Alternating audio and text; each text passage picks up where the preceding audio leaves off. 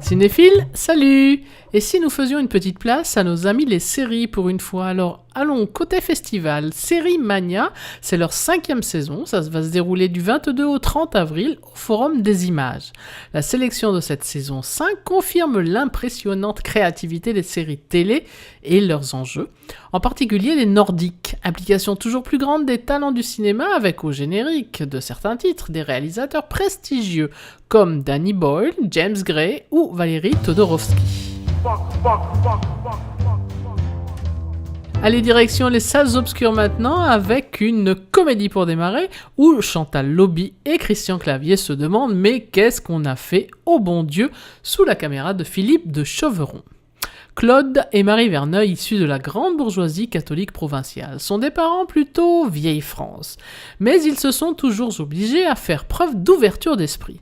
Les pilules furent cependant bien difficiles à avaler quand leur première fille épousa un musulman, leur seconde un juif et leur troisième un chinois. Leurs espoirs se voient enfin, l'une d'elles se marie à l'église, se cristallise donc sur la cadette qui, alléluia, vient de rencontrer un bon catholique. Du rire toujours avec Philippe Lachaud qui présente Babysitting, l'autre comédie de la semaine. Cette comédie n'a rien de niveau, mais on y rit souvent et franchement, alors que demander de plus?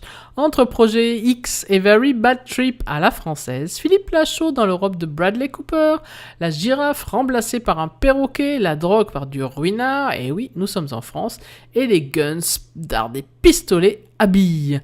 Mais au-delà de la transposition, la comédie fait le job. Need for Speed de Scott Vaughn, l'adaptation du célèbre jeu vidéo édité par Electronic Arts.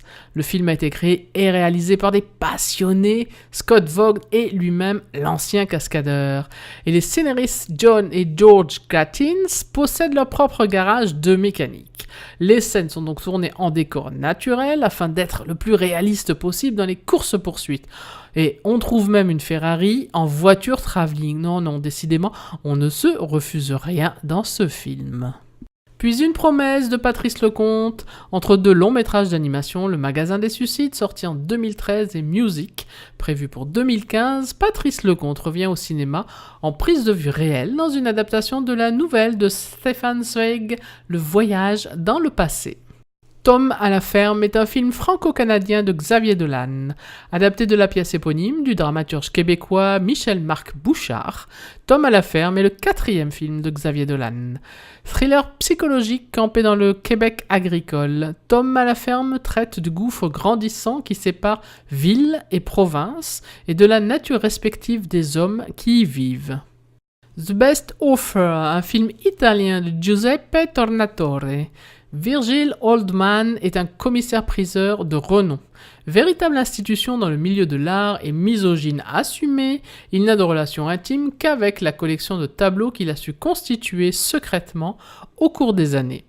Lorsqu'une mystérieuse cliente lui demande une expertise, il tombe violemment sous son charme. Métabolisme ou Quand le soir tombe sur Bucarest, un drame de Corneliu Porumboiu, un film franco-roumain. Au beau milieu d'un tournage, Paul, le réalisateur, a une relation avec Alina, une actrice qui interprète un second rôle. Il décide de réécrire le scénario pour y ajouter une scène de nu avec elle.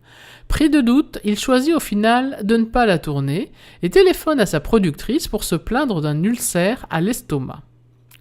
Corneliu a déjà reçu en 2009 le prix du jury Un certain regard à Cannes pour Policier et la Caméra d'Or en 2006 pour 12h08 à l'est de Bucarest. Il revient aujourd'hui en retournant la caméra sur le métier de réalisateur afin de donner à voir un travail, une méthode et un projet en train de se réaliser.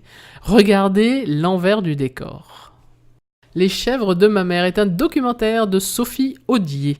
Sur un plateau isolé des gorges du Verdon, Maggie fabrique depuis 40 ans du fromage de chèvre dans le respect de la nature et des animaux.